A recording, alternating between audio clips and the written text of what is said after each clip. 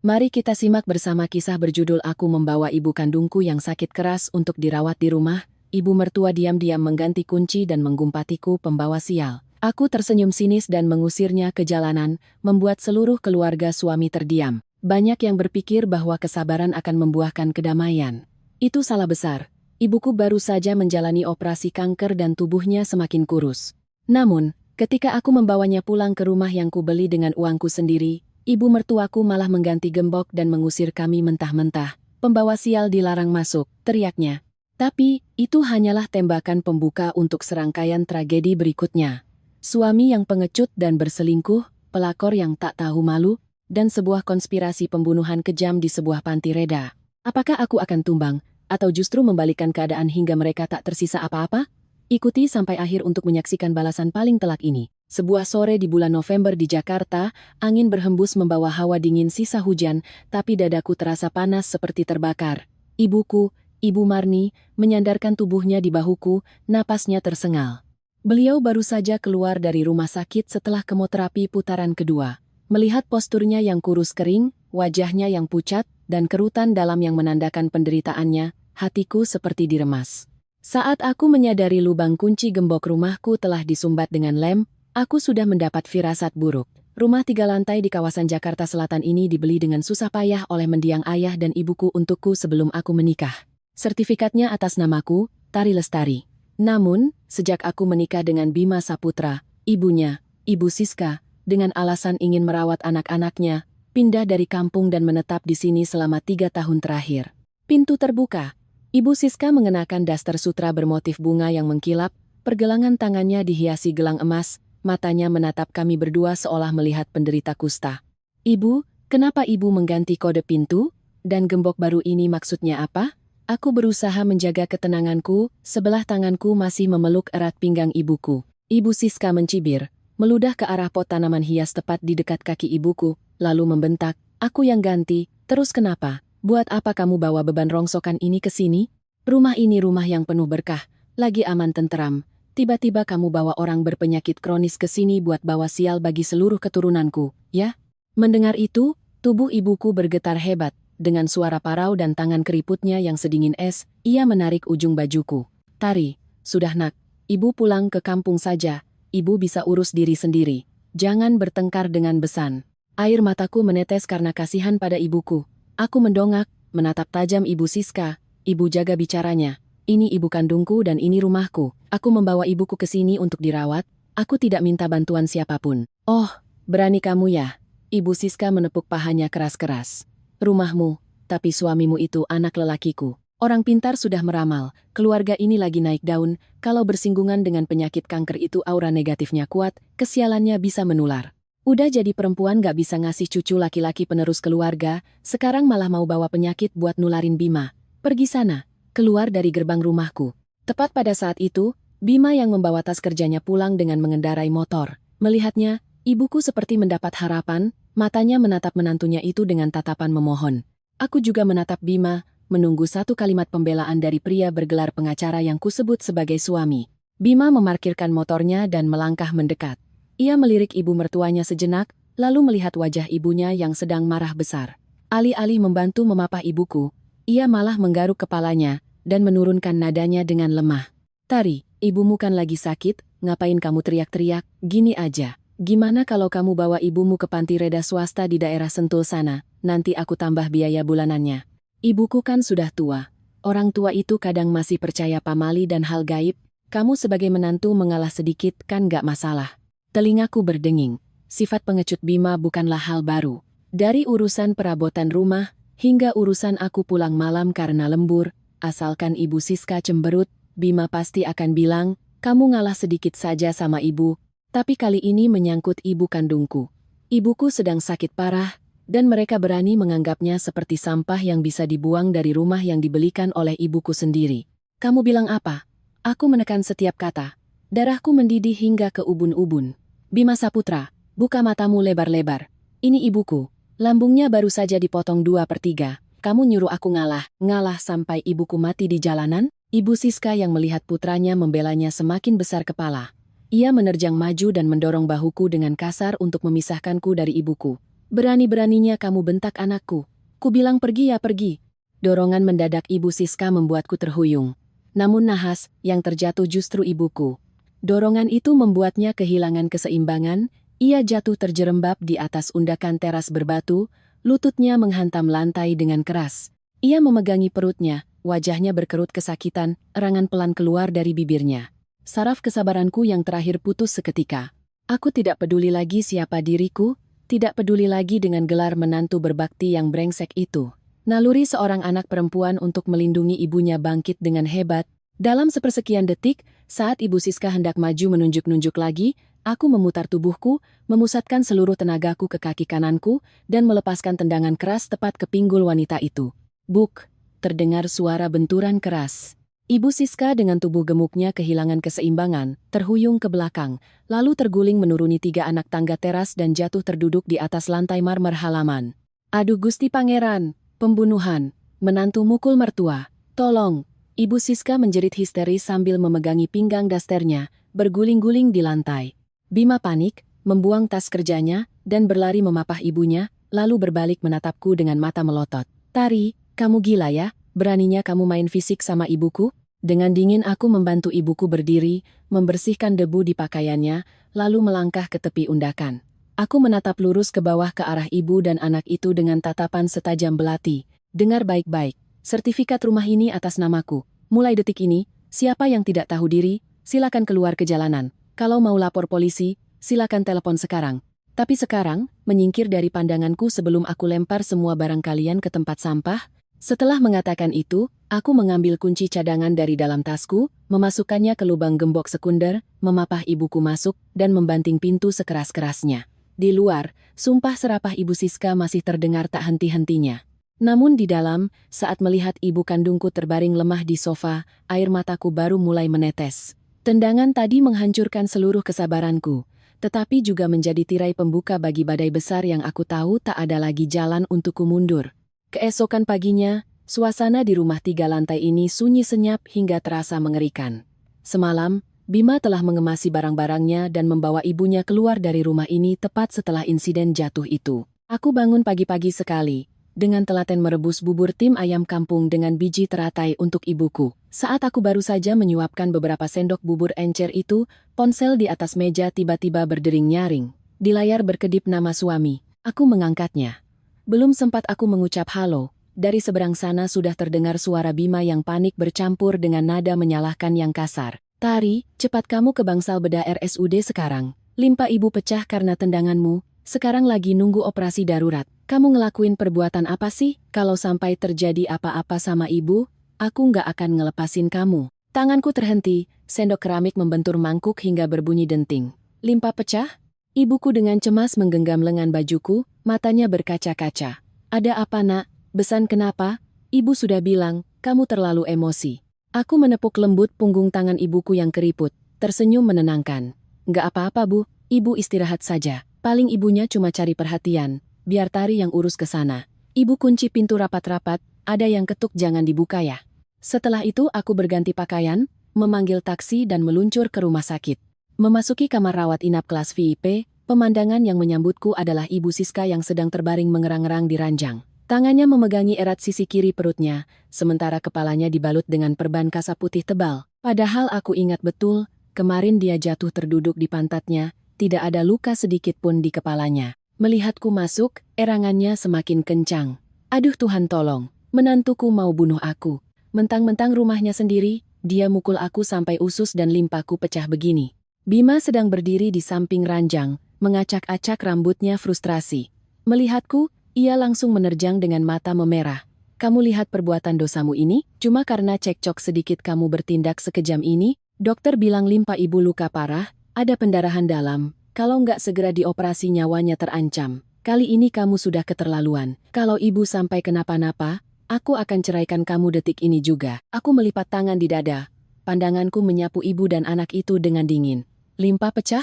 Seorang wanita berusia 28 tahun yang beratnya tak sampai 50 kg sepertiku, melepaskan satu tendangan tanpa alas kaki ke bagian pinggul wanita berusia 58 tahun yang gemuk dan memakai baju daster berbahan tebal, lalu terguling di 3 anak tangga yang mulus dan tiba-tiba limpanya pecah, Kedengarannya sangat tidak masuk akal. Sebagai seorang desainer interior, tuntutan pekerjaanku melatihku untuk memiliki mata yang jeli dan pikiran logis. Aku tahu pasti ada yang tidak beres di sini. Tepat pada saat itu, seorang dokter parubaya berkacamata emas, memegang map rekam medis, melangkah masuk. Ia berdeham, ekspresinya sangat serius. "Mana keluarga pasien Siska?" Kondisi pasien saat ini sangat memburuk, cairan di perutnya banyak, diduga ruptur limpa tingkat 3. Keluarga harus segera membayar deposit uang muka sebesar 30 juta rupiah agar kami bisa menjadwalkan operasi darurat. Kalau tidak, nyawanya bisa melayang. Mendengar kata operasi, Ibu Siska langsung meraung. "Dokter, tolong saya, suruh menantu saya yang bayar. Dia yang mukul saya. Aduh, Bima, ibu bisa mati ini." Bima panik merogoh dompetnya, lalu menoleh padaku dan membentak. "Kamu masih diam saja? Cepat keluarin kartu ATM-mu, bayar biayanya. Urusan rumah kita selesaikan nanti, selamatin nyawa dulu." Aku tak beranjak sedikit pun. Alih-alih, aku berjalan santai mendekati dokter tersebut.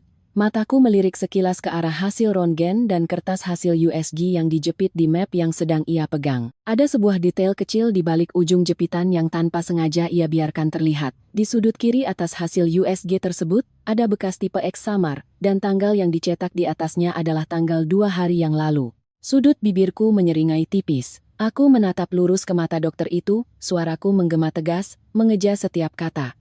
"Dokter, saya setuju untuk membayar biaya operasi. Tapi karena ini adalah kasus kekerasan dalam rumah tangga yang berujung pada cedera serius, saya rasa kita harus memprosesnya sesuai hukum yang berlaku. Suami saya ini pengacara, dia sangat paham soal ini." Aku menoleh menatap Bima, nadaku naik 1 oktav. "Mas Bima, aku baru saja menelepon polsek setempat. Sekitar 10 menit lagi para petugas akan tiba. Dengan cedera limpa tingkat 3, aku bisa dituntut secara pidana.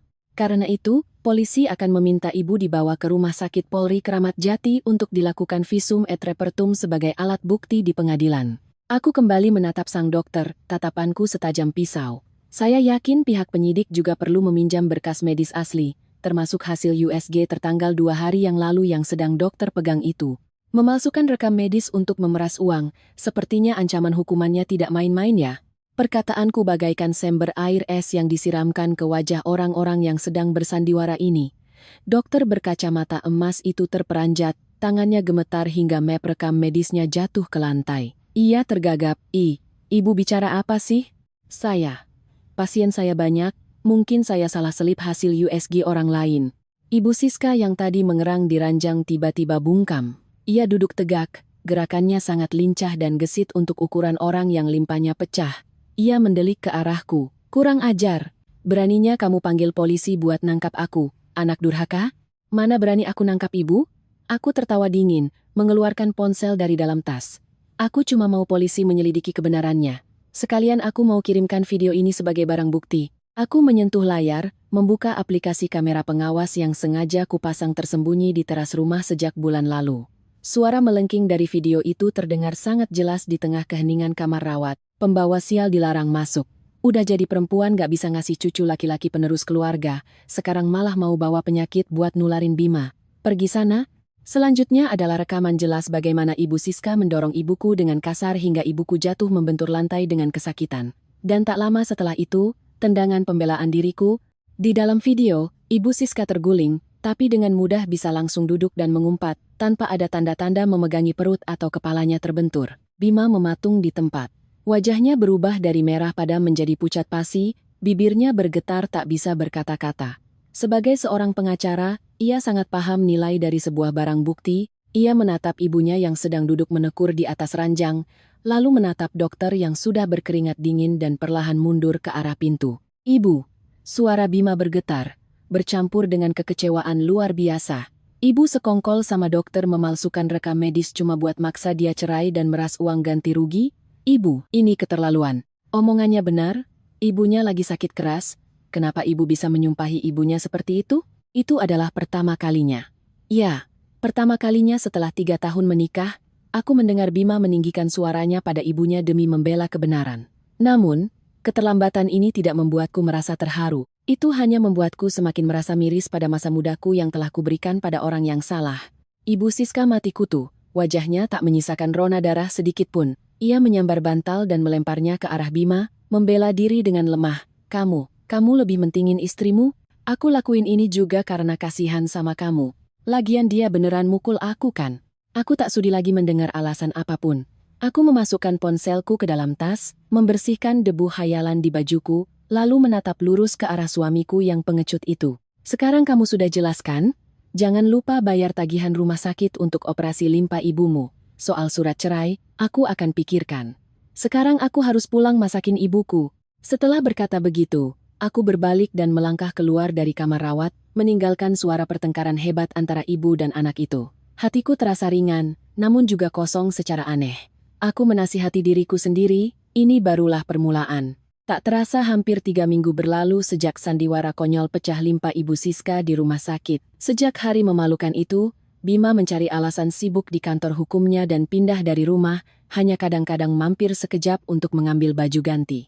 Ia selalu bersikap sok sibuk, menghindari kontak mata denganku, hanya meninggalkan pesan-pesan singkat berbunyi seperti, "Aku lagi sibuk urus berkas klien, kamu di rumah urus ibu baik-baik ya. Soal ibuku, aku minta maaf." Aku membacanya lalu mengabaikannya, tak ada niat membalas. Cinta pernikahan selama 3 tahun yang kukira sekuat batu karang, ternyata setipis kertas tisu yang basah, disentuh sedikit saja langsung robek. Tapi sebagai gantinya, kesehatan ibuku semakin membaik, bubur bergizi, obat yang tepat waktu, dan suasana tenang tanpa omelan ibu mertua membantu ibuku mendapatkan kembali semangat hidupnya.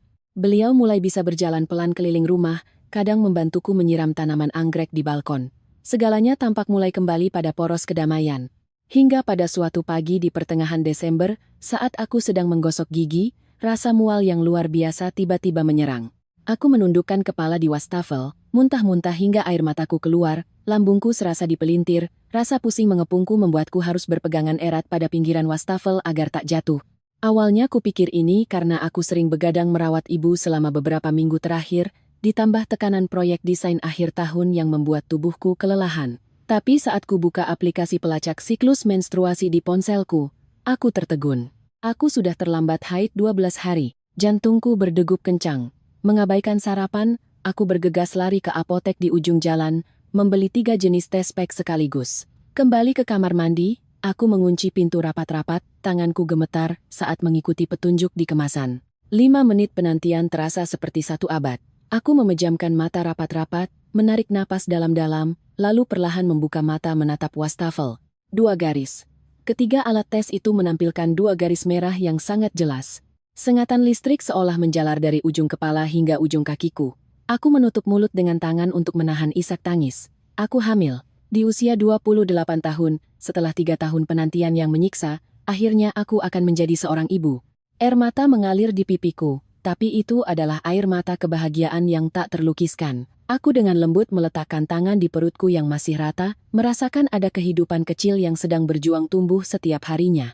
Pada detik itu, segala amarah dan kebencian terhadap Bima dan Ibu Siska seakan lenyap. Naluri seorang calon ibu membuat hatiku melembut. Aku membatin, mungkin anak ini adalah hadiah tak ternilai yang Tuhan berikan untuk menyelamatkan pernikahan kami yang berada di tepi jurang. Bima sangat menyukai anak kecil. Dulu ia sering menggenggam tanganku, berbisik membayangkan rumah yang penuh dengan tawa malaikat-malaikat kecil. Aku yakin, saat tahu ia akan menjadi ayah, Bima pasti berubah. Ia akan menjadi lebih dewasa, akan berdiri melindungi keluarga kecil ini, dan hubunganku dengan keluarga suamiku mungkin bisa diperbaiki. Memikirkan itu, aku tersenyum dan mengusap air mataku. Aku membersihkan ketiga tes pack itu dengan hati-hati, memasukkannya ke dalam sebuah kotak hadiah kecil berlapis beludru merah, berencana memberikan kejutan besar untuk Bima malam ini. Sore itu aku pulang kerja lebih awal, mampir ke Pasar Santa membeli bahan-bahan masakan kesukaan Bima. Aku sibuk di dapur hampir 2 jam untuk memasak iga gurame asam manis, gurame pesmol, dan sayur asem. Meja makan ditata rapi, kotak beludru merah diletakkan persis di posisi duduk Bima. Aku mengiriminya pesan, "Malam ini kamu pulang makan ya, ada hal sangat penting yang mau aku bicarakan, aku tunggu." Pukul 8 malam, Bima belum membalas pesan, makanan di meja sudah dingin. Pukul 8.30 malam, ponselku bergetar hebat. Bima membalas, "Aku harus nemenin klien dari kementerian sampai malam." Kliennya ngejar tenggat waktu ketat banget. "Kamu dan ibu makan duluan saja, gak usah sisain buatku. Maaf ya, sayang." Pesan itu disertai stiker beruang yang sedang memegang kepala meminta maaf. Aku menghela napas pelan, rasa kecewa menyergapku. Tapi sudahlah, Pekerjaan pengacara memang tidak kenal waktu. Aku membereskan makanan untuk dihangatkan lagi, lalu membawa semangkuk sayur asem ke atas untuk ibuku. Saat kakiku baru saja melangkah menuruni tangga, ponsel di dalam saku celemekku berbunyi tanda pesan masuk dari WhatsApp. Bukan dari Bima, melainkan dari nomor tak dikenal tanpa foto profil. Nama kontaknya hanya sebuah titik. Aku mengernyitkan dahi, mengusap layar untuk membuka pesan. Tidak ada sapaan, tidak ada teks apapun, hanya sebuah foto yang dikirimkan. Tepat saat pandanganku jatuh pada foto di layar itu, duniaku seakan hancur berkeping-keping. Suara bising kendaraan dari jalan, suara kipas angin di atas kepalaku, tiba-tiba menghilang, digantikan oleh suara dengingan yang memekakkan telinga. Foto itu adalah foto kandid dari belakang. Dua orang sedang melangkah masuk ke lobi sebuah hotel mewah di kawasan Sudirman, yang aku tahu persis letaknya sangat dekat dengan kantor hukum Bima. Pria dalam foto itu sedang merangkul mesra pinggang seorang wanita muda yang mengenakan gaun merah ketat. Meski hanya tampak punggung, bagaimana mungkin aku bisa salah mengenali pria yang sudah tidur seranjang denganku selama 3 tahun. Itu kemeja biru muda yang baru saja kusetrika rapi dan kumasukkan ke dalam kopernya saat dia pindah. Postur tubuhnya yang tinggi tegap. Namun yang membuatku mati rasa, bukti paling kejam yang menusuk tepat ke jantungku adalah jam tangan Tissot berstrap kulit dengan dial biru yang mengintip di pergelangan tangan kirinya yang sedang melingkar di pinggang wanita itu. Itu adalah hadiah ulang tahun ke-30 Bima yang kubeli dari uang bonus akhir tahunku yang kutabung mati-matian. Tanganku gemetar hebat, ponsel itu nyaris meluncur dari sela jariku. Saat itu juga, akun tak dikenal itu mengirimkan pesan teks. Mbak pasti capek ya di rumah ngerawat ibu yang kanker. Biar aku aja yang ngerawat Mas Bima buat Mbak. Suami Mbak lagi sibuk meeting klien sama aku, gak usah ditungguin makan malamnya. Setiap huruf terasa bagai bilah pisau beracun yang menyayat-nyayat sisa harapan tipisku pagi ini. Meeting klien, tenggat waktu ketat, ternyata di balik topeng suami yang pengecut dan sok sibuk, tersembunyi seorang pengkhianat paling menjijikkan. Aku berdiri mematung di tengah ruang tamu, pandanganku kosong menatap kotak beludru merah berisi tes pack di atas meja makan. Makan malam keluarga yang hangat dan kusiapkan dengan susah payah ini kini terlihat sangat menyedihkan dan menggelikan. Sebelah tanganku memegangi perut, tangan yang lain mencengkeram erat sandaran kursi kayu hingga buku-buku jariku memutih. Jantungku berdenyut sakit luar biasa hingga aku harus membuka mulutku untuk bernapas tersengal, tapi anehnya, tak ada setetes pun air mata yang jatuh.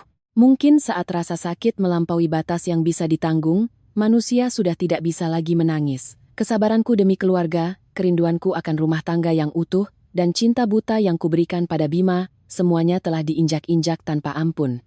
Di lantai atas, terdengar suara batuk kering ibuku. Suara itu menarikku kembali ke realitas. Ibuku sedang sakit keras. Malam itu, di dalam rumah besar yang sunyi, di tengah kegelapan yang sepi, aku membuat sebuah keputusan. Bima, Ibu Siska, dan wanita selingkuhan itu, mereka telah mendorongku ke jalan buntu. Kalau begitu, aku akan menunjukkan kepada mereka apa yang bisa dilakukan oleh Tari Lestari saat ia tidak punya apa-apa lagi untuk hilang. Kepercayaan telah mati, kini saatnya logika yang memegang kendali. Keesokan paginya, langit Jakarta diselimuti awan mendung yang suram khas bulan Desember. Aku terbangun dengan kepala berdenyut hebat, tapi anehnya, mataku kering, tak ada isak tangis yang terdengar semalaman. Pengkhianatan murahan dari pria bergelar suami itu tampaknya telah membekukan semua emosi paling rapuh dalam diriku. Aku meminta izin tidak masuk kerja dengan alasan sakit. Dengan telaten, aku menghangatkan kembali bubur ayam, berpesan pada ibuku untuk mengunci pintu rapat-rapat. Lalu aku memakai jaket, menutupi wajahku dengan masker, dan memacu sepeda motorku menuju kawasan Kuningan, tempat kantor hukum Bima berada. Tepat pukul 10.30 pagi, Bima keluar dari lobi gedung. Sangat berbeda dengan penampilannya yang lesu dan sok sibuk seperti yang selalu ia keluhkan di pesan. Hari ini ia mengenakan setelan jas abu-abu yang elegan, rambutnya disisir klimis, wajahnya berseri-seri saat naik ke dalam taksi yang sudah menunggunya. Aku menyalakan mesin dan membuntutinya dari belakang. Taksi itu berkeliling melewati beberapa jalan raya sebelum akhirnya berhenti di depan sebuah kafe bernuansa Taman Eropa yang cukup tersembunyi dan sepi di kawasan Menteng. Aku memarkirkan motorku agak jauh, menarik kaca helmku agar menutupi wajah, lalu memilih meja kosong yang tersembunyi di balik rimbunnya pohon ketapang di sudut halaman untuk mengintai. Dari balik kaca transparan ruangan ber-AC, aku melihat Bima berjalan menuju meja di sudut paling dalam. Di sana, seorang wanita muda berusia sekitar 25 tahun, berambut ikal besar warna coklat terang, mengenakan gaun merah ketat yang menonjolkan lekuk kemudaannya, sudah menunggu. Begitu melihat Bima, wanita itu langsung berdiri dan melingkarkan tangannya ke leher Bima. Dan kemudian, mereka berciuman mesra di tengah hari bolong. Bima melingkarkan lengannya ke pinggang wanita itu, tangan yang memakai jam Tissot hadiah dariku, dengan lembut membelai punggung terbuka wanita tersebut. Pelayan membawakan es kopi hitam untukku. Aku menyesapnya, rasa pahit dan asam kopi itu menusuk hingga ke hidung, persis seperti tamparan keras yang diberikan takdir padaku. Sekitar 30 menit kemudian, ponsel Bima berdering. Ia mengerutkan dahi saat mengangkatnya, wajahnya terlihat terburu-buru. Ia bangkit berdiri, mencium sekilas pipi selingkuhannya, mengelus-elus perut wanita itu, lalu membawa tas kerjanya keluar dari kafe. Wanita muda itu duduk sendirian, mengeluarkan kotak bedak dari tasnya, dan dengan genit memoles ulang riasannya. Aku bersiap untuk pulang karena apa yang perlu kulihat sudah cukup jelas. Tapi tepat saat aku meraih tasku, wanita itu tiba-tiba berdiri. Ia menenteng tas Chanel besar berukuran mencolok, melangkah dengan gaya bak model di atas high heels runcingnya, mendorong pintu keluar menuju halaman luar dan berjalan lurus ke arah mejaku. Dengan santai, ia menarik kursi rotan dan duduk menyilangkan kaki di hadapanku. Ia melepas kacamata hitam besarnya, menyeringai dengan senyum percaya diri yang sangat kurang ajar. "Mbak Tari kan? Kenalin, aku Kinar. Yang semalam ngirim foto ke Mbak." Aku tertegun selama beberapa detik. Ketidaktahuan malu perempuan ini jauh melampaui skenario apapun yang bisa kubayangkan. Sang pelakor bukan saja tidak bersembunyi atau merasa bersalah, ia malah secara terang-terangan mengintai dan memprovokasi istri sah di siang bolong. "Kamu membuntutiku?" desisku geram. "Ya elah, ngapain amat ngebuntutin orang kurang kerjaan?" Kinar tertawa renyah, sambil santai memainkan kuku-kukunya yang berhiaskan manik-manik tajam. "Mas Bima bilang, Mbak hari ini ambil cuti, aku langsung tebak Mbak pasti datang buat ngintip. Perempuan kayak Mbak tuh klasik, bisanya cuma main labrak atau ngintip sembunyi-sembunyi. Karena aku lagi luang, ya udah aku tungguin buat ngomong baik-baik." Sambil berkata begitu, ia merogoh tasnya, mengeluarkan setumpuk foto, dan melemparkannya ke atas meja. Rasa dingin merayap di tulang punggungku saat pandanganku jatuh pada foto-foto kotor yang terhampar di depan mata. Itu adalah foto-foto ranjang Bima dan Kinar dalam pose yang sangat vulgar. Ada yang diambil di Hotel Bintang 5, ada yang diambil di atas ranjang apartemen studio kumuh, yang dulu pernah Bima sewa, saat awal-awal merintis karir. "Dilihat ya, biar makin jelas," suara Kinar terdengar tajam dan merendahkan. "Mas Bima itu udah muak sama Mbak dari dulu. Perempuan yang baunya cuma bau minyak goreng dapur, ditambah lagi harus nanggung beban ngurus ibu mertua yang sakit kanker stadium akhir. Mbak kira dia sibuk kerja, sibuk ngurus berkas klien? Enggak, Mbak. Waktu luangnya dia habiskan sama aku, ngelayanin aku, manjain aku habis-habisan." Aku menggigit bibirku kuat-kuat hingga kurasakan rasa amis darah di mulutku. "Kamu datang ke sini cuma buat pamerin profesimu sebagai simpanan murahan?" Balasku dingin, menatap lurus ke wajahnya yang tertutup makeup tebal. Kinar sama sekali tidak marah. Ia menyibakkan rambutnya, matanya memancarkan kemenangan yang mutlak. "Mbak salah besar. Aku bukan simpanan. Aku ini ibunya anak laki-laki Mas Bima." Kalimat itu bagaikan pisau beracun yang menancap ke jantungku. Anak laki-laki. Aku hamil 8 minggu. Hasil USG kemarin nunjukin kalau ini cucu laki-laki penerus keluarga Saputra, Mbak. Kinar memiringkan kepalanya, terus melancarkan serangan mental yang kejam. "Kemarin, Ibu Siska sendiri yang nganter aku periksa. Beliau sampai nangis terharu, beliin aku banyak vitamin dan makanan mahal. Beliau bilang, Mbak itu wanita mandul 3 tahun gak bisa kasih cucu, malah bawa sial ngerawat ibu kanker di rumah. Mbak tahu dirilah. Cepat tanda tangan surat cerai, serahin posisinya buat orang yang lebih pantas, supaya anakku punya keluarga yang utuh." Telingaku berdenging parah. 8 minggu. Artinya, mereka sudah berselingkuh jauh sebelum ibuku divonis sakit, sejak pernikahan kami yang kupikir masih berjalan mulus. Ibu Siska, ibu mertuaku, ternyata dia sudah tahu semuanya. Bahkan dia ikut melindungi perselingkuhan anaknya, membawa si pelakor periksa kehamilan, sementara di saat yang sama dia dengan teganya membuat skenario palsu limpa pecah untuk memaksaku cerai dan memeras uang. Seluruh keluarga itu, dari ibu hingga anak, adalah iblis berdarah dingin yang berlindung di balik topeng kaum intelektual. Aku diam-diam meletakkan tanganku di perut bawahku. Di sana, anakku juga masih berupa embrio kecil. Belum sempat menyapa dunia, ia sudah dibuang oleh nenek kandung dan ayahnya sendiri demi memberi ruang untuk anak lain. Melihatku diam memejamkan mata, Kinar mengira aku sudah benar-benar hancur. Ia mencondongkan tubuhnya ke meja, pandangannya tertuju pada kalung perak berkilau yang melingkar di leherku. Sudut bibirnya melengkung membentuk senyuman mengejek yang penuh kedengkian. Mbak masih pakai itu? Kasihan banget sih. Aku membuka mata, menunduk melihat bandul kalungku. Itu adalah hadiah perayaan ulang tahun pernikahan kedua kami, yang dipakaikan sendiri oleh Bima ke leherku dalam sebuah makan malam romantis. Bandul berbentuk tetesan air itu diukir dengan huruf K yang sangat artistik. Saat itu Bima memelukku, mencium keningku dan berbisik manis, huruf K ini artinya kesayangan. Buat Mas, kamu akan selamanya jadi satu-satunya kesayangan di hidup Mas. Mbak tahu kenapa hurufnya K? Suara nyaring Kinar menarikku paksa dari kenangan palsu yang indah itu. Ia menunjuk ke dadanya sendiri. K itu Kinar, huruf pertama namaku, Mbak. Aku terpaku, menatapnya dengan pandangan kosong. Kalung itu spesial dipesan Mas Bima buat aku di toko emas di Cikini.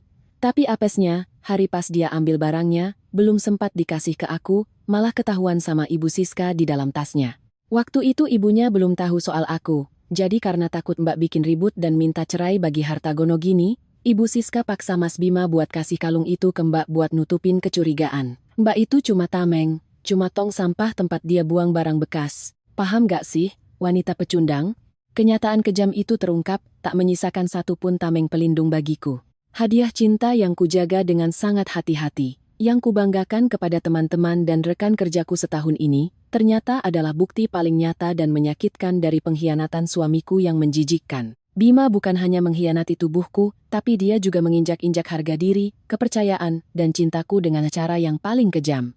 Anehnya, saat ini hatiku tidak terasa sakit lagi. Hatiku telah membeku dan mengeras menjadi sebongkah es tajam. Aku menarik napas dalam-dalam, perlahan berdiri.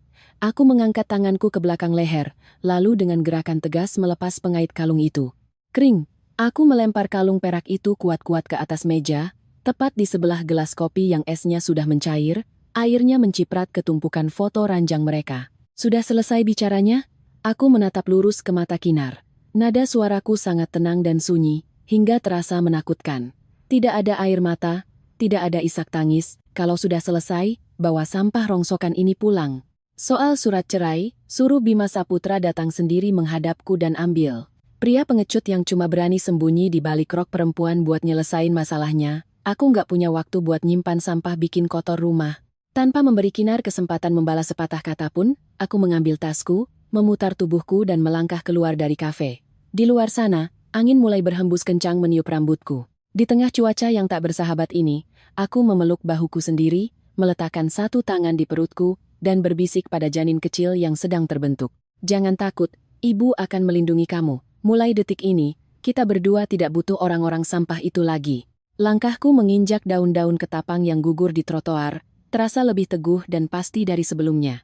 Meninggalkan kafe di Menteng, aku melajukan motor tanpa arah di tengah mendung pekat Jakarta. Lagu romantis yang diputar dari sebuah minimarket pinggir jalan kini terdengar sangat memekakkan telinga dan bernada mengejek. 3 tahun masa mudaku, 3 tahun pengabdianku sebagai istri yang baik dan menantu yang berbakti, pada akhirnya hanya dibalas dengan kebohongan menjijikan dan konspirasi perampasan yang nyata. Setibanya di rumah, langkah kakiku terasa berat. Rumah 3 lantai yang dulu selalu kubanggakan, kini terasa sangat dingin dan mencekik. Di lantai atas, ibuku sedang tertidur pulas setelah meminum obat siangnya. Melihat wajahnya yang tirus, kulitnya yang keriput dan pucat setelah melewati ganasnya kanker lambung, hatiku terasa diremas. Beliau beratnya tak sampai 40 kilo, lemah ibarat daun kering di ranting yang hanya butuh tiupan angin pelan untuk gugur. Jika saat ini Ibu Siska dan pelakor bernama Kinar itu berani datang mengacau kemari, bagaimana ibuku bisa menanggung syok ini? Makhluk kecil di dalam perutku baru seukuran benih, apakah dia akan aman jika aku setiap hari harus menghadapi kelicikan keluarga itu? Aku berdiri diam di depan cermin kamar mandi, menatap bayanganku sendiri. Mataku memerah, tapi sama sekali tak ada air mata yang jatuh. Aku menyalakan keran, membasuh wajahku dengan air dingin agar pikiranku tetap waras. Menangis saat ini adalah hal yang paling tidak berguna. Perempuan lemah hanya akan jadi santapan empuk bagi iblis-iblis rakus. Aku mengeringkan wajahku dan menarik napas panjang. Saatnya menyiapkan jalan keluar yang sangat kokoh untukku dan ibuku. Langkah pertama yang kulakukan adalah membuka ponsel dan mengetik pesan untuk Bima, dengan nada yang sangat penurut dan patuh, nada yang membuatku sendiri bergidik jijik. Mas, belakangan ini kamu pasti capek banget banyak kerjaan di kantor. Soal kejadian di rumah sakit kemarin, aku sadar aku juga salah karena emosi. Jangan marah lagi ya, sebentar lagi musim hujan, aku udah pesan beberapa kemeja baru buat kamu. Akhir pekan nanti kalau ada waktu mampir ke rumah ya ambil bajunya, aku sama ibu baik-baik saja. Sesuai dugaanku, hanya 10 menit kemudian, Bima membalas. Tampaknya sikap mengalahku ini sangat menggelitik egonya yang haus dominasi. Bagus kalau kamu sadar, aku lagi pusing ngurusin berkas klien.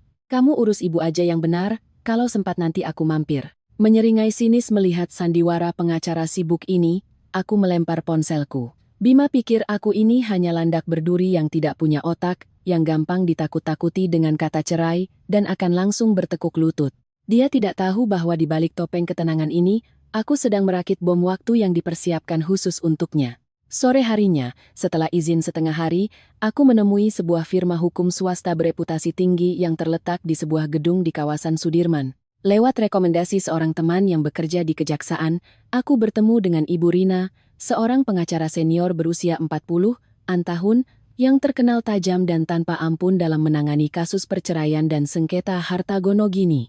Duduk di ruang kerja yang kedap suara, aku membeberkan seluruh berkas, sertifikat rumah, buku tabungan, dan semua bukti yang telah kukumpulkan di atas meja. Ibu Rina membetulkan letak kacamatanya, memindai sekilas foto-foto mesum Bima dan Kinar, lalu mengangguk pelan. Kamu berhadapan dengan rekan seprofesi saya, Tari. Bima bekerja di kantor hukum Kuningan. Orang-orang di industri ini tahu kalau dia sangat licik dalam mencari celah hukum perdata. Kalau kamu menggugat cerai sekarang dengan alasan perselingkuhan, dia akan memakai segala cara untuk membuktikan bahwa harta gono gini susut karena biaya hidup, atau dia akan memakai alasan kamu memukul ibunya untuk mendapatkan keuntungan. Kamu harus memukul titik paling fatal dari pria itu, penggelapan aset. Mengikuti saran Ibu Rina, aku menyerahkan seluruh informasi rekening bank bersama kami kepada pihak firma untuk diinvestigasi. Hanya dalam 2 hari, hasil yang keluar membuatku merinding. Selama 6 bulan terakhir, bahkan sebelum ibuku didiagnosis kanker, Bima telah diam-diam menyedot tabungan bersama kami. Transaksinya dipecah kecil-kecil untuk menghindari kecurigaan, tetapi totalnya telah mencapai 300 juta rupiah yang ditransfer ke rekening pribadi atas nama Kinar, dengan keterangan transfer disamarkan secara cerdik sebagai kerjasama modal bisnis software. Memegang kertas mutasi rekening di tanganku, aku meremasnya hingga kertas itu kusut. 300 juta. Itu adalah uang hasil aku begadang, berlari ke sana kemari mengawasi proyek interior, menabung mati-matian demi masa depan anak-anak kami. Namun bajingan itu dengan kejam diam-diam menyuapkan hasil keringat istrinya sendiri ke mulut pelacurnya untuk membiayai gaya hidup dan anak haram mereka. Amarahku mendidih. Tapi aku memaksa diriku menahannya.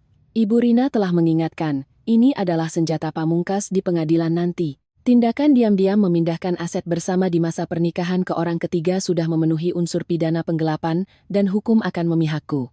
Namun, semakin jelas bukti keuangan ini, semakin aku merasa khawatir akan keselamatan ibuku. Kinar bukanlah wanita polos pemimpi. Kelancangannya di kafe hari itu membuktikan bahwa dia adalah serigala serakah yang siap mencabik siapa saja yang menghalangi jalannya. Apalagi dengan dukungan penuh dari Ibu Siska, aku tak yakin mereka tak akan menggunakan cara kotor untuk menyerang kelemahan terbesarku, ibuku. Suatu malam setelah selesai membereskan makan malam, aku duduk di tepi ranjang ibuku, menggenggam tangan kurusnya, yang penuh bekas memar suntikan kemo. Aku berbisik lembut, Bu, bulan depan kantorku banyak proyek akhir tahun. Tari takut bakal sibuk banget, berangkat pagi pulang larut malam, gak bisa ngerawat ibu dengan baik. Tari udah cari info panti reda dan rehabilitasi premium di kawasan Sentul. Udaranya sejuk, banyak pepohonan, ada dokter jaga 24 jam. Makanannya juga khusus dibuat untuk penderita kanker lambung. Ibu istirahat di sana ya sementara waktu sampai benar-benar pulih. Nanti kalau akhir pekan, Tari setir mobil ke sana jenguk ibu, mau ya? Ibuku menatapku, matanya memancarkan keraguan dan rasa iba. Pasti mahal sekali ya, Nak. Ibu bisa urus diri sendiri di rumah. Kamu simpan saja uangnya. Suamimu, ibu perhatikan belakangan ini sangat dingin padamu. Hidungku terasa perih, tapi aku memaksakan senyum yang paling cerah, menyelipkan uban yang menutupi dahinya. Ibu jangan khawatir, BPJS tanggung sebagian besarnya, dan Tari juga baru dapat bonus dari kantor. Kesehatan ibu yang paling penting, kalau ibu sehat, Tari baru bisa tenang kerja. Setelah beberapa hari membujuk, akhirnya ibuku mengangguk setuju. Pada sebuah pagi di awal Desember, aku mengemudikan mobil sendiri, membawa ibuku keluar dari rumah yang terasa mencekik ini, menuju panti reda harmoni yang terletak tersembunyi di balik rimbunnya pohon pinus di daerah Sentul. Panti ini terkenal dengan keamanan super ketat, Hanya keluarga yang sudah terdaftar yang boleh berkunjung, biayanya mencapai 15 juta per bulan. Aku rela menarik dana dari tabungan pribadiku untuk membayarnya, asalkan ibuku benar-benar aman. Kamar ibuku berada di lantai 2, dengan jendela menghadap ke danau kecil yang tenang. Saat suster sedang membantu ibuku merapikan baju ke dalam lemari, aku mengeluarkan sebuah mesin diffuser aromaterapi berbahan keramik elegan dari tasku. Barang ini kudapatkan setelah mencari berjam-jam di toko dekorasi. Berkat mata jeli seorang desainer, tidak akan ada yang menyadari bahwa tersembunyi di balik keramik yang memancarkan lampu kuning hangat itu, terdapat sebuah kamera berukuran mikro yang terhubung langsung ke ponselku. Kamera itu mampu merekam suara dan video wide angle beresolusi tinggi. Aku meletakkan mesin diffuser itu di atas meja kecil tepat di sebelah kepala ranjang ibuku, mencolokkannya ke listrik, dan menyesuaikan sudut pandangnya agar mencakup keseluruhan ruangan. Hanya dengan membuka ponsel, segala pergerakan di sekitar ibuku ada dalam kendaliku. Ibu yang anteng ya di sini, makan yang banyak, dengar kata dokter, akhir pekan tari jemput jalan-jalan keliling danau. Aku memeluk ibuku erat, menghirup aroma khas tubuhnya sebelum berpamitan, mengemudi kembali ke Jakarta, meninggalkan hutan pinus yang berdesir di tiup angin. Separuh beban di pikiranku terangkat, perisai terakhir telah dibangun. Tari Lestari sekarang tidak lagi memiliki kelemahan yang bisa mereka gunakan untuk mengancam. Dalam permainan catur ini, aku akan terus berpura-pura menjadi bidak buta yang patuh hingga menit terakhir, untuk melihat seberapa hebat para manusia kotor ini bersandiwara.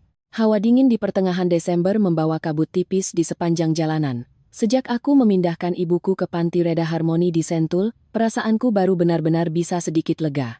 Berkat bantuan pengacara Ibu Rina, aku dikenalkan pada Mbak Sari, kepala perawat di panti tersebut, yang juga merupakan sepupu jauh Ibu Rina. Aku secara pribadi meminta Mbak Sari untuk mengawasi ibuku dengan ekstra hati-hati, sekadar berjaga-jaga jika para manusia kejam itu berani berbuat nekat. Aku sendiri juga rutin mengecek aplikasi kamera tersembunyi dari diffuser aromaterapi setiap ada waktu luang. Hari itu adalah Jumat sore. Aku mengambil cuti setengah hari, mengemudikan mobilku ke Sentul untuk menjemput ibuku jalan-jalan sore. Saat mobilku baru melewati gerbang tol, sekitar 3 km dari Panti Reda, aku menepi ke pinggir jalan untuk membeli jeruk bali. Sambil menunggu pedagang menimbang buah, iseng-iseng ku buka aplikasi kamera di ponselku untuk melihat apa yang sedang dilakukan ibuku. Layar membutuhkan waktu beberapa detik untuk loading.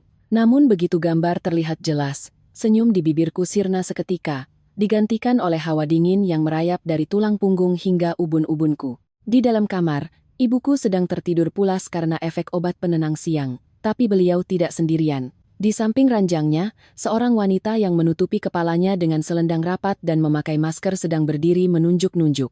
Meski ia menyamar dengan sangat tertutup, aku bisa langsung mengenali postur tubuhnya yang gempal dan tas mewah KW andalannya. Itu Ibu Siska, ibu mertuaku. Berdiri di sebelahnya, seorang pria tak dikenal mengenakan jas putih dokter, namun papan namanya di balik. Pria itu sedang sibuk menyedot cairan bening dari sebuah ampul kaca ke dalam jarum suntik. Jantungku berdegup tak karuan, serasa mau meledak. Aku buru-buru memencet ikon mikrofon di layar untuk mendengarkan suaranya. Bisik-bisik mengerikan yang keluar dari speaker ponselku terasa seperti pisau tajam yang menyayat gendang telingaku. Ibu Siska, pegang kuat-kuat tangan nenek tua ini. Kalau dia kaget dan bangun, rencananya berantakan, bisik pria berjas putih itu dengan nada dingin yang membuat bulu kuduk berdiri. Pak Wakil Direktur Rumah Sakit, pamannya Mbak Kinar sudah pesen ke saya. Obat ini kalau disuntik langsung ke pembuluh darah, sekitar 3-5 menit pasien bakal syok anafilaktik, sesak napas lalu gagal jantung dan mati. Pasien kanker lambung yang kondisinya lemah, tiba-tiba mati mendadak itu hal lumrah, nggak bakal ada yang kepikiran buat autopsi atau curiga.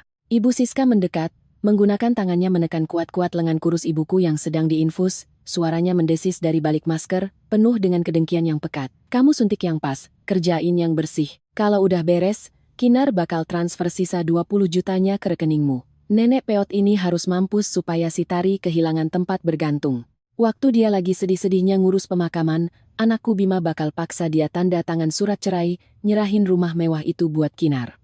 Biar gampang urusannya. Cepetan tangannya. Telingaku berdenging hebat, darahku seakan mendidih, lalu membeku dalam sedetik. Kinar, Ibu Siska, Wakil Direktur Rumah Sakit, 20 juta. Pembunuhan demi merampas rumah. Ternyata kelicikan mereka telah melampaui batas moralitas manusia, menyentuh derajat iblis haus darah. Mereka berani menggunakan nyawa ibu kandungku sebagai batu loncatan untuk membuka jalan bagi bayi haram si pelakor sampah itu. Tanpa berpikir satu detik pun lagi, kulemparkan uang 100.000 ke pedagang buah, menyambar kunci mobil, dan melompat masuk ke kursi kemudi. Sambil menginjak pedal gas dalam-dalam, tanganku yang lain menelepon Mbak Sari berulang-ulang hingga tersambung. Mbak Sari, lari sekarang ke kamar ibuku lantai 2 nomor 204. Ada orang mau suntik racun ke ibuku. Tahan mereka sekarang, aku mau sampai, teriakku histeris di telepon. Air mataku akhirnya tumpah ruah karena ketakutan luar biasa. Janin di dalam perutku seolah merasakan kemarahan dan kepanikan ibunya, bergerak-gerak hingga perut bawahku terasa kram. Mobil SUV-ku mengaum merobek kabut tipis di jalanan kawasan Sentul, melaju gila-gilaan menuju gerbang Panti Wereda Harmoni. 3 kilometer tak pernah terasa selama 1 abad seperti ini.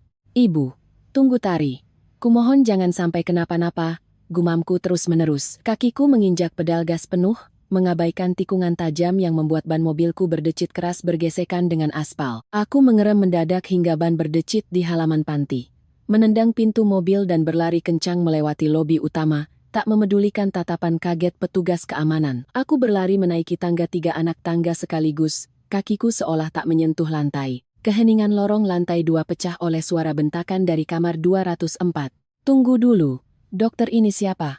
Dari departemen mana? Jam segini bukan jadwal pemberian obat untuk Ibu Marni. Mana resepnya? Anda mau nyuntikin apa ke pasien saya? Suara Mbak Sari yang tegas terdengar menggema. Aku menerjang masuk, memberikan tendangan keras ke pintu hingga terbuka lebar dan membentur dinding dengan bunyi brak. Di dalam, Mbak Sari sedang bergulat memegang kuat-kuat pergelangan tangan dokter gadungan yang memegang jarum suntik itu. Pria itu panik mencoba menarik tangannya untuk kabur, namun Mbak Sari yang memang bertubuh kekar menolak untuk melepaskannya. Ibuku saat itu sudah terbangun karena suara ribut-ribut. Beliau terduduk bingung, wajahnya sepucat kertas karena terkejut melihat kekacauan ini. Berdiri mepet di pinggir ranjang, wajah Ibu Siska tak menyisakan rona darah sedikit pun. Matanya melotot menatapku seakan melihat hantu. Nggak perlu tanya resep sama dia, Mbak Sari. Aku melangkah masuk, suaraku menggelegar penuh amarah, dengan langkah perlahan, namun membawa aura membunuh aku mendekati ranjang. Dia nggak punya izin praktik, mana ada resepnya. Dia ini pembunuh bayaran yang disewa seharga 20 juta. Mendengar itu, pria berjas putih itu sadar rencananya sudah terbongkar, wajahnya memucat pasi. Ia mengayunkan tangannya berusaha menepis Mbak Sari untuk kabur. Namun seketika itu juga, 2 petugas keamanan panti yang berbadan besar telah menyusul masuk di belakangku, memelintir tangan pria itu ke belakang, melumpuhkannya hingga wajahnya tertekan di atas meja. Jarum suntiknya jatuh berdenting ke lantai. Aku melangkah maju, dengan hati-hati mengambil jarum suntik berisi cairan mematikan itu menggunakan selembar tisu, lalu mengacungkannya tepat di depan wajah Ibu Siska. Wanita itu mundur hingga punggungnya menabrak lemari, kedua tangannya bergetar hebat. Ia menarik turun maskernya dan tergagap. Tari, kamu kok ada di sini? Kamu salah paham. Ibu cuma bawa dokter spesialis buat meriksa ibumu. Meriksa? Dengan nyuntikin obat siok anafilaktik supaya ibuku mati, lalu buka jalan buat Bima biar bisa ambil rumahku untuk Kinar? Aku menyeringai, senyuman miring yang dipenuhi rasa muak yang luar biasa. Aku mengeluarkan ponselku, membuka file rekaman yang baru saja kuunduh dari kamera tersembunyi, lalu memaksimalkan volumenya.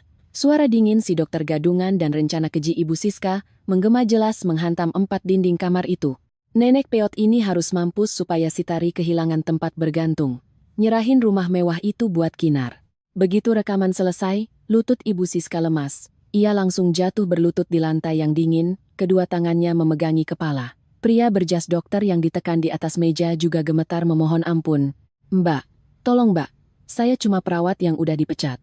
Mbak Kinar dan Ibu Siska yang bayar saya. Saya belum sempat ngapa-ngapain. Tolong jangan lapor polisi. Belum sempat atau gagal, aku berjalan mendekat, membungkuk dan menatap tajam ke mata Ibu Siska yang membelalak ketakutan. Api kemarahan di dadaku telah berubah menjadi kekejaman yang sangat dingin. Ibu Siska, Ibu suka main sandiwara limpa pecah kan? Kali ini, biar aku kasih lihat Ibu sandiwara yang sungguhan. Mbak Sari, tolong telepon Polres Bogor sekarang. Bukti percobaan pembunuhan berencana, ditambah tersangka pembantu yaitu wakil direktur rumah sakit. Di permainan catur ini, keluarga ibu sudah dipastikan mati langkah. Ibuku yang duduk di ranjang akhirnya mengerti apa yang terjadi. Beliau menangis histeris.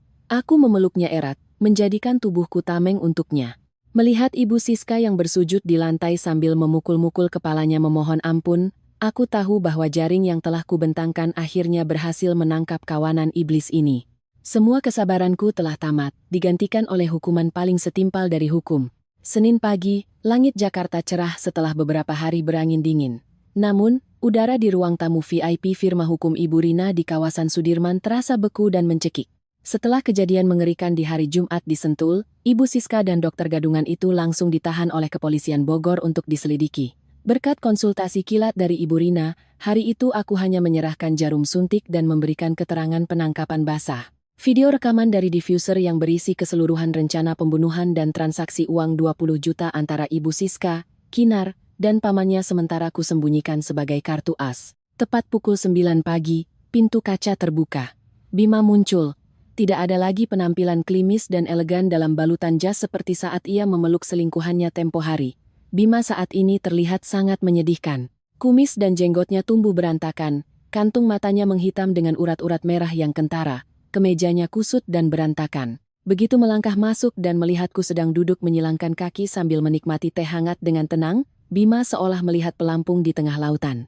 Ia langsung menerjang maju. Tari, aku mohon sama kamu. Suara Bima serak. Ia ambruk di pinggir meja, kedua tangannya yang gemetar ditangkupkan.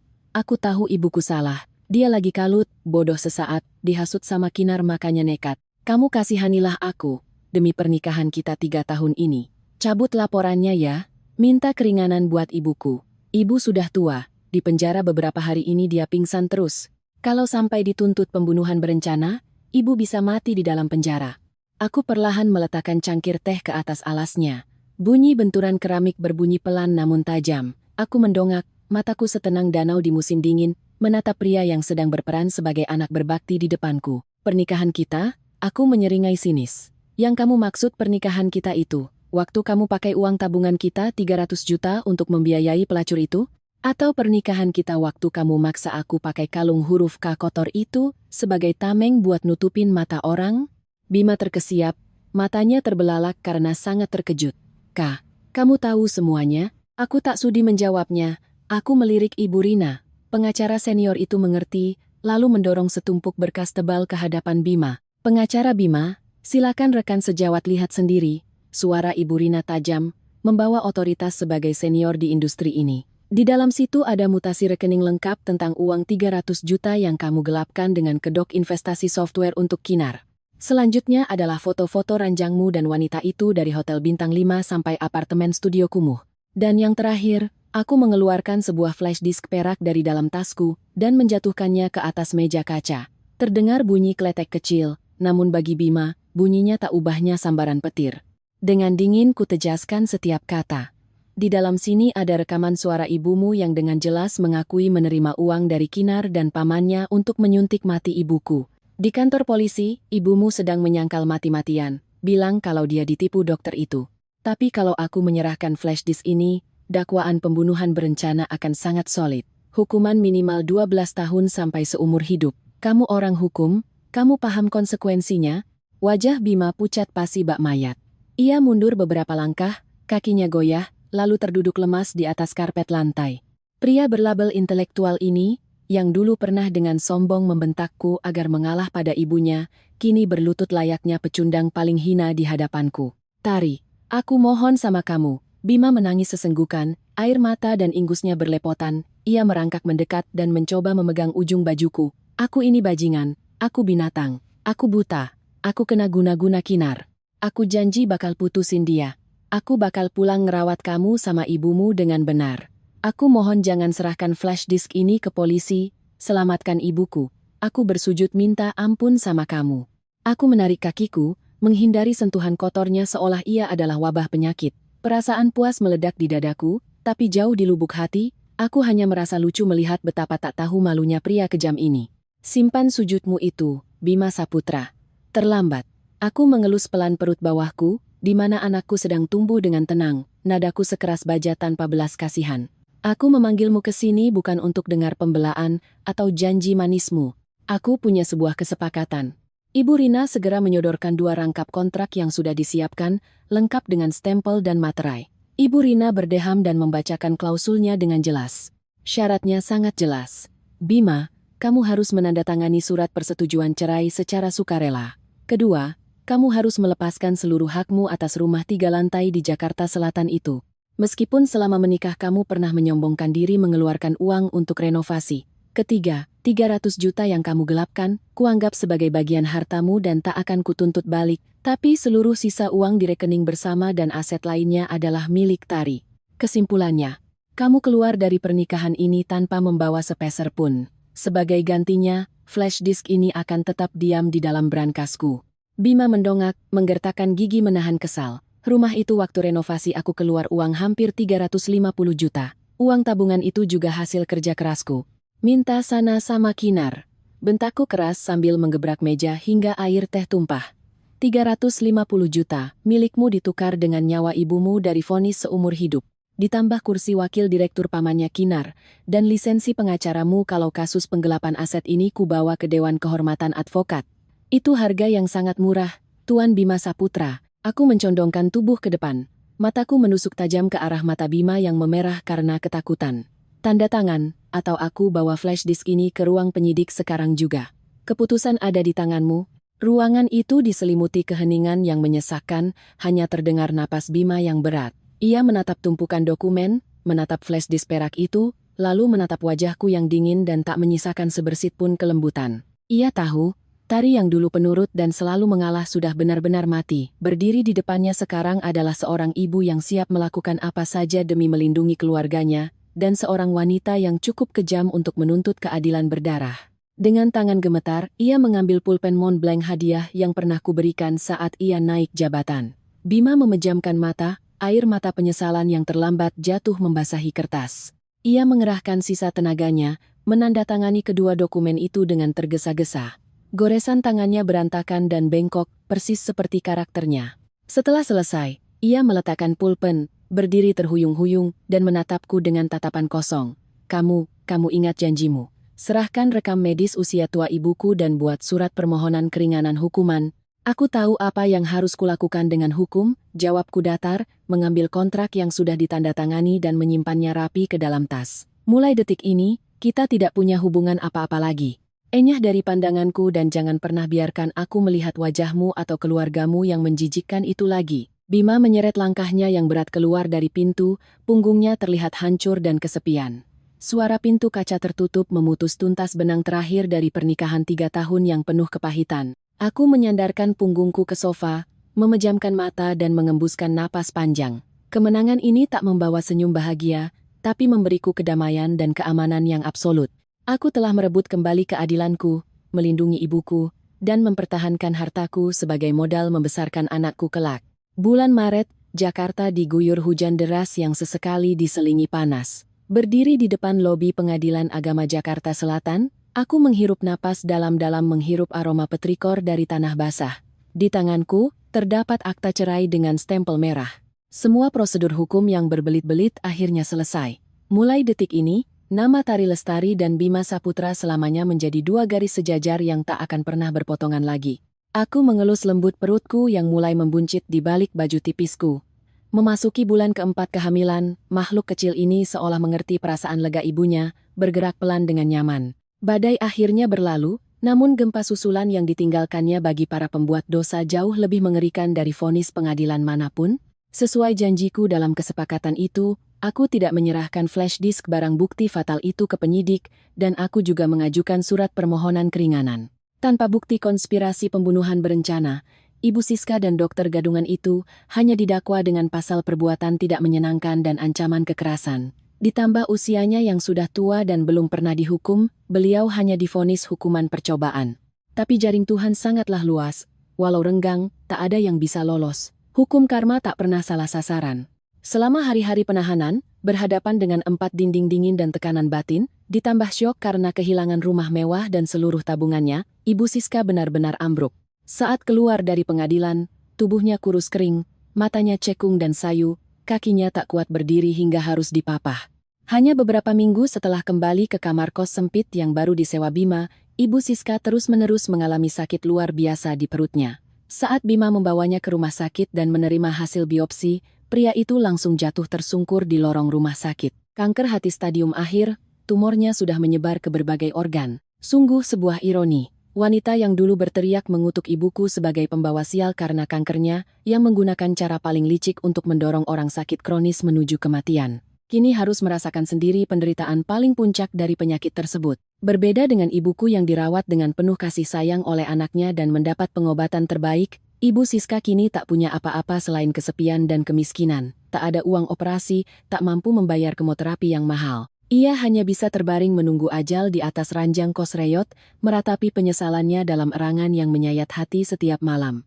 Sedangkan Kinar dan Janin penerus keluarga Saputranya, kebenaran di baliknya jauh lebih menjijikkan dari apapun. Dari pengakuan si perawat gadungan, polisi dengan cepat membidik wakil direktur rumah sakit yang menerima 20 juta untuk membantu kejahatan tersebut. Selama penyelidikan kasus suap dan malapraktik ini, sebuah fakta mengejutkan terungkap. Ternyata dia sama sekali bukan paman atau kerabat Kinar. Itu hanyalah kedok sempurna untuk hubungan gelap menukar tubuh dengan harta. Saat rahasia ini terbongkar, istri sang wakil direktur, seorang wanita bertangan besi yang punya koneksi kuat di dunia bisnis, membawa sekelompok orang untuk melabrak Kinar langsung di apartemen mewah yang disewakan suaminya untuk wanita itu. Di depan mata para tetangga, wanita itu melemparkan berkas USG ke wajah Kinar, menelanjangi kedok aslinya. Bayi 8 minggu yang dipamerkan Kinar dengan sombong untuk memaksaku menyerahkan posisi istri sah, ternyata adalah hasil perselingkuhannya dengan wakil direktur itu. Kinar hanya memanfaatkan kebodohan Ibu Siska yang sangat menginginkan cucu laki-laki dan sifat hidung belang Bima untuk memeras uang 300 juta berkedok modal bisnis. Ia menjadikan Bima sebagai pria bodoh yang disuruh cuci piring atas perbuatannya. Setelah pelabrakan mengerikan itu, sang wakil direktur dicopot dari jabatannya, dicabut izin praktiknya, dan dipenjara karena korupsi. Sementara Kinar, ia dipukuli hingga keguguran. Seluruh uang 300 juta yang ia rampok dari keringatku dipaksa dikembalikan oleh istri sang direktur sebagai ganti rugi. Kehilangan kecantikannya, kehilangan bayi alat pemerasnya, dan menanggung malu, Kinar harus kabur dari Jakarta malam itu juga untuk menghindari kejaran istri sang direktur. Lalu Bima, pria yang dulu selalu membanggakan diri sebagai pengacara hebat, kini kehilangan segalanya. Kehilangan istri, rumah, dan uang tabungan ratusan juta. Dan yang paling menyakitkan baginya adalah, ternyata ia hanyalah badut yang ditipu untuk merawat anak orang lain. Syok mental ini, ditambah dengan pemecatan tidak hormat oleh Dewan Kehormatan Perhimpunan Advokat karena skandal penggelapan aset dan moralitas yang bobrok, membuat Bima benar-benar hancur. Kantor hukum lamanya memecatnya, tak ada satupun perusahaan hukum yang mau menerima orang dengan noda moral sebusuk itu. Terakhir kali aku melihat mantan suamiku adalah di suatu sore di akhir Februari. Saat sedang berhenti di lampu merah persimpangan Blok M, aku tanpa sengaja melihat sosok yang kukenal berdiri di trotoar. Bima mengenakan kemeja usang, dibalut jaket tipis, kulitnya menghitam karena sengatan matahari, posturnya sangat kurus hingga sulit dipercaya. Ia sedang menundukkan badan, membagikan selebaran pinjaman online ilegal, pinjol, ke tangan para pejalan kaki yang terburu-buru. Embusan angin menerbangkan tumpukan selebarannya ke tanah. Bima panik membungkuk memungutnya. Tepat saat ia mendongak, matanya bertemu dengan mataku di balik kaca mobil. Tangannya yang sedang memegang brosur terhenti di udara. Matanya yang dulu penuh kesombongan, kini hanya menyisakan rasa minder, malu, dan penyesalan yang tak terhingga. Ia buru-buru memalingkan wajah, menarik turun topi baseballnya untuk menyembunyikan air mata yang nyaris tumpah, lalu berjalan cepat menunduk masuk ke dalam gang sempit yang gelap. Lampu berubah hijau. Aku menginjak gas dengan perlahan, mobil meluncur mulus, meninggalkan bayangan pria yang pernah menjadi masa mudaku, yang pernah menjadi tempatku menaruh seluruh kepercayaan, yang kini hanya menjadi butiran debu samar di pinggir jalan. Tidak ada rasa puas, tidak ada tawa kemenangan. Di hatiku saat itu hanya ada helaan napas panjang atas nasib seorang manusia yang menghancurkan periuk nasinya sendiri. Kembali ke rumah 3 lantai yang sudah tak asing lagi, aku menatap kardus-kardus yang sudah diplester rapi di sudut ruangan.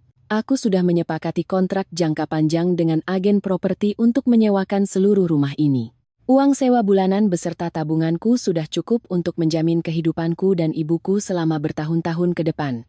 Aku menarik koper terakhirku keluar pintu, memasukkan kunci ke lubangnya, dan memutarnya 2 kali. Bunyi klik yang keras terdengar, mengunci rapat sebuah babak hidup yang gelap dan penuh luka. Besok aku akan ke Sentul menjemput ibuku. Kesehatannya pulih secara ajaib. sel-sel kankernya sudah sepenuhnya terkendali. Kami berdua akan terbang ke Lembang, Bandung, daerah dataran tinggi yang sejuk dan asri yang selalu diimpikan ibuku sejak masa mudanya. Udara bersih dan ritme hidup yang santai di dataran tinggi itu pasti akan menjadi tempat terbaik bagiku untuk memulai hidup baru dan menyambut kelahiran malaikat kecilku. Badai akhirnya berhenti di belakangku. Di depanku dan ibuku, fajar sedang merekah. Lembang menyambut aku dan ibuku dengan sore yang berkabut tipis. Jauh dari kebisingan, debu, dan kenangan pengkhianatan di Jakarta, aku memilih sebuah rumah kayu kecil yang terletak di lereng bukit di kawasan wisata Lembang. Rumah itu memiliki jendela besar yang menghadap langsung ke lembah, di mana setiap pagi kabut putih menyelimuti jajaran pohon pinus bagaikan selendang sutra yang lembut. Kehidupan baruku di usia 29 tahun dimulai dengan aroma kayu pinus, tanah basah sehabis hujan, dan kicauan burung di teras yang sepi. Setelah membereskan tempat tinggal untuk Ibu Marni, aku membuka sebuah studio desain interior kecil di lantai bawah rumah. Dengan pengalaman bertahun-tahun dan selera estetika yang tajam, pekerjaanku berkembang lebih lancar dari yang kuduga. Desainku yang mengusung gaya minimalis dan hangat dengan cepat digemari oleh para pemilik homestay dan kafe di daerah pegunungan ini. Bulan Agustus, saat hujan mulai turun agak lebat, aku melahirkan putra kecilku. Kuberi nama dia Banyu, nama yang merangkum semua kedamaian yang sangat kuinginkan setelah melewati banyak badai. Saat melihat mata hitamnya yang jernih dan bibir mungilnya, semua lelah dan penderitaan di masa lalu seolah lenyap tak berbekas. Anakku adalah wujud dari kekuatanku, hadiah penebus dari tahun-tahun kesabaranku pada orang yang salah. Ibu Marni yang dulunya sangat kurus tak sampai 40 kilo, berkat udara bersih dan kebahagiaan mengasuh cucu, kembali segar dan merona, senyum tak pernah lepas dari bibirnya. Dan di tengah hari-hari yang damai itulah, Arya muncul dengan ketenangan dan kehangatannya, persis seperti namanya. Arya adalah art director dari jaringan resort mewah yang sedang membuka proyek baru di Lembang. Kami pertama kali bertemu saat ia datang ke studioku untuk memesan desain ulang lobi hotel. Arya 4 tahun lebih tua dariku, pria asli Jakarta tapi sudah lama merantau dan menetap di Jawa Barat. Ia memiliki penampilan yang maskulin dengan mata yang dalam penuh pengertian, serta suara bariton yang tenang. Pertama kali kami pergi survei lapangan bersama, saat aku sedang sibuk mengukur dan mencatat, tiba-tiba hujan deras khas pegunungan turun. Karena aku memakai high heels dan membawa banyak dokumen, kakiku terpeleset di tanah merah basah yang licin. Kupikir aku akan jatuh terjerembab, namun sebuah lengan kokoh dengan sigap menahan pinggangku dan menarikku perlahan. Hati-hati, tanah di daerah sini gampang licin kalau kena air, ucap Arya. Ia segera melepaskan tangannya saat aku sudah berdiri stabil, menjaga jarak dengan sopan, tapi matanya tak bisa menyembunyikan rasa peduli. Saat itu aku hanya tersenyum berterima kasih lalu melanjutkan pekerjaan. Bagiku, hatiku sudah lama membatu. Aku membangun tembok pertahanan yang tinggi di sekelilingku, menolak segala bentuk perhatian dari laki-laki. Aku takut pada kebaikan pria, takut pada janji manis yang akan menguap menjadi asap seperti yang dilakukan Bima dulu. Tapi Arya tidak seperti pria manapun yang pernah kutemui. Dia tidak terburu-buru, tidak menggunakan kata-kata manis untuk mengambil hatiku. Ia menaklukkanku dengan ketenangan dan tindakan-tindakan kecil namun sangat bijaksana. Di sore hari yang larut, saat aku masih sibuk dengan gambarku, Arya sering mampir ke studio tanpa banyak bicara, hanya meninggalkan sekantong stroberi segar atau sekotak serabi hangat beserta catatan kecil, jangan terlalu asyik kerja sampai lupa makan. Banyu nunggu ibunya di rumah loh. Dia tahu aku punya anak, tahu aku seorang ibu tunggal dengan masa lalu penuh luka, tapi dia tak pernah penasaran atau menghakimi. Ia menerima semua yang ada padaku, sebagai sesuatu yang alami, dan kasih sayang Arya pada Banyulah yang akhirnya membuat hatiku yang membeku mulai mencair. Saat Banyu berumur 1 tahun dan mulai belajar jalan tertatih-tatih, Arya menjadi tamu yang paling sering berkunjung ke rumah kayu kami. Ia dengan sabar duduk di lantai, bermain balok susun bersama Banyu, atau bersedia menjadi kuda-kudaan untuk anakku keliling halaman. Pernah suatu kali aku berdiri di dapur melihat keluar, tampak Arya sedang dengan telaten mengajari Banyu cara menyiram bunga mawar. Sinar matahari sore menyusup lewat dedaunan, menyirami bahu kedua laki-laki itu dengan warna emas kecoklatan. Pada momen itu, aku tiba-tiba menyadari bahwa rumah kayu ini sepertinya sudah terlalu lama merindukan sosok seorang pria pelindung. Tari, panggil Arya pada suatu malam di akhir pekan, saat kami sedang duduk di teras memandang kerlap-kerlip lampu lembah di bawah bukit. Aku tahu kamu sudah melewati jalan yang sangat panjang dan menyakitkan. Aku tidak berniat menggantikan siapapun di masa lalumu. Aku hanya ingin menjadi orang yang berdiri di sampingmu, agar kalau kamu capek, kamu punya tempat bersandar. Aku mencintaimu, dan aku mencintai kekuatanmu sekaligus luka-lukamu. Aku diam menatap mata pria di hadapanku ini. Tak ada sumpah sehidup semati, tak ada janji-janji muluk, yang ada hanyalah kedamaian yang menjalar dari tangannya yang hangat yang sedang menggenggam tanganku. Mas nggak keberatan, kalau aku sudah punya anak? Tanyaku pelan dengan suara sedikit bergetar. Arya tersenyum, senyum sehangat musim kemarau di Lembang. Banyu itu anak yang luar biasa. Bisa jadi ayahnya adalah anugerah buatku. Ibu Marni berdiri di balik jendela melihat keluar. Ia tersenyum lalu diam-diam melangkah masuk. Beliau pernah berkata padaku, "Nak, Tuhan itu nggak pernah mengambil sesuatu tanpa menggantinya. Kalau satu pintu tertutup, pasti ada pintu lain yang terbuka, menuntunmu bertemu dengan orang yang benar-benar pantas untukmu." Dan sekarang, aku yakin ibuku benar. Selama 2 tahun setelahnya, Arya menggunakan kesabaran dan cinta yang tulus untuk menyembuhkanku. Ia bukan hanya calon teman hidup, tapi juga rekan kerja yang luar biasa. Studioku berkembang pesat, dan Arya selalu menjadi orang yang memberi saran-saran strategis. Kehidupan di Lembang berjalan sederhana, namun penuh energi. Pagi-pagi bangun menyeduh teh untuk ibu, siang bermain dengan anak, dan malam harinya ada pria bijak tempat berbagi segala suka dan duka. Aku mulai belajar merelakan kebencian masa lalu. Berita tentang keluarga Bima sesekali masih terdengar lewat teman-teman lama di Jakarta. Tapi itu tak lagi mengganggu pikiranku.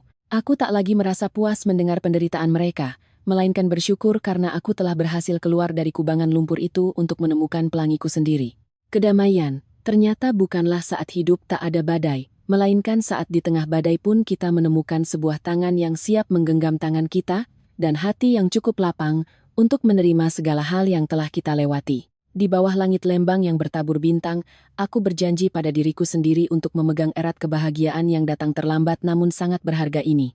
Musim semi di Lembang, bunga-bunga tabebuya di sepanjang jalan mulai bermekaran, mewarnai langit yang cerah dengan warna merah muda. 5 tahun telah berlalu sejak hari aku membawa ibuku pergi dari Jakarta dengan hati penuh luka. 5 tahun, waktu yang cukup lama bagi rumput liar untuk menutupi kuburan lama, dan cukup lama untuk mengubah rasa sakit yang dulu terasa tak tertahankan menjadi sekadar kabut tipis dalam ingatan.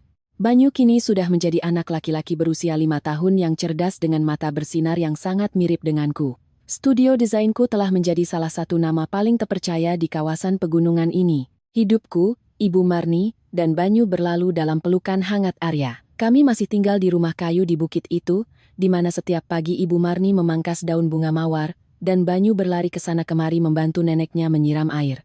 Pada suatu sore di akhir tahun, saat aku sedang mengecek draft desain untuk sebuah villa baru, stafku masuk dengan wajah ragu. "Mbak Tari, ada bapak-bapak mau ketemu."